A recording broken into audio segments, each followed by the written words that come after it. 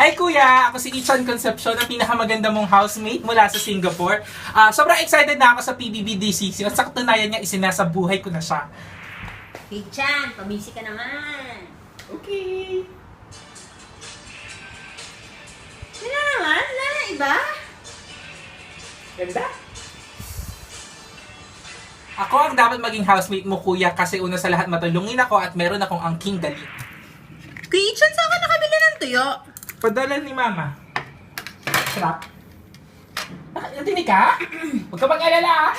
Suhi ako! Okay na? Galing ka talaga, no? Bukod dyan, naturingan din akong leader dito sa inuupahan naming bahay dito sa Singapore. Guys, pecha na, katapusan na naman. Maniningin na naman si Auntie, Alam nyo na yan, bayad sa bahay. May gagawin na ako. Hindi ko rin maitatanggi na mahusay din ako sa mga gawaing bahay. Guys, ako na magluluto ng hapunan,